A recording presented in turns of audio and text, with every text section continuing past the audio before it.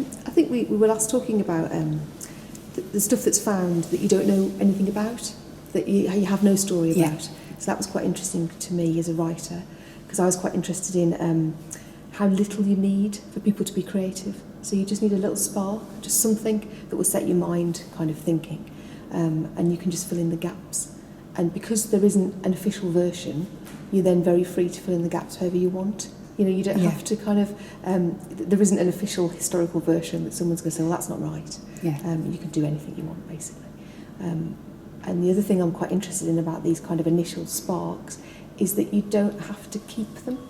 So you can use them to start off a bit of writing, and it might be that your writing goes in a different direction, and you can get rid of the initial thing that created it. So you could start with, I don't know, some mysterious object, and you could end up writing about your grandma's front room. It doesn't really matter. Yeah. Just because you've got some writing out there.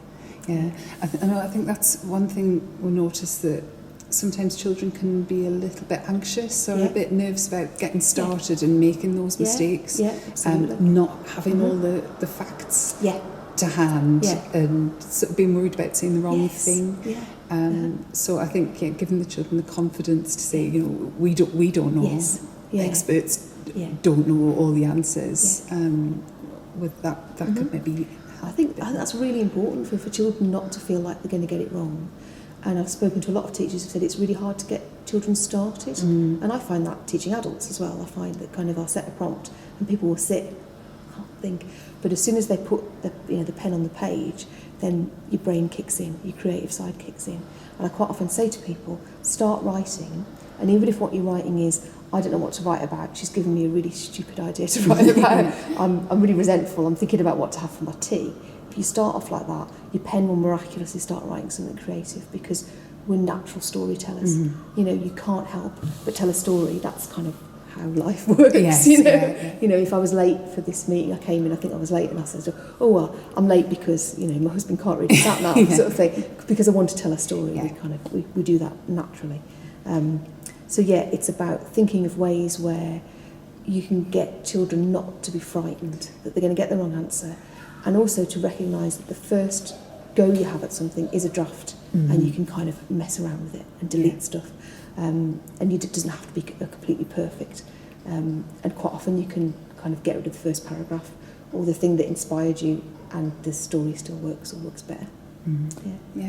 There's something we sometimes worry about with children, is it maybe too big a leap of imagination between, you know, we've talked about how some things are similar, like the dice and things that you can kind of relate to, but some of it might be a bit too hard to imagine, but maybe through story you can kind of explore those different... Possibly.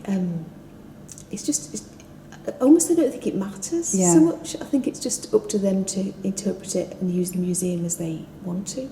And this idea that, you know, you've got a museum and it's got all these things in, and it's for young people and children to come and look and find what they're really interested in. And it could be something really small or something massive. But there might be lots of children who like the same thing, and there probably usually is, isn't there? But it's about you, or me as a writer. I have the things that I'm interested in and I want to explore, and most writers will explore the same things over and over again. So, you know, if you watch films by a particular director or books written by a particular writer, you'll find that they quite often return to the same issues, and that's really important for writers, is to work out, well, what is it that I want to write about? What am I interested in? And giving yourself the freedom just to explore that however you want to, without any rules about you have to explore it in a certain way. You can just like, well, I'm really fascinated by the door to the museum. Talk about that, and I'm going to ignore all the contents of the museum. It doesn't really matter.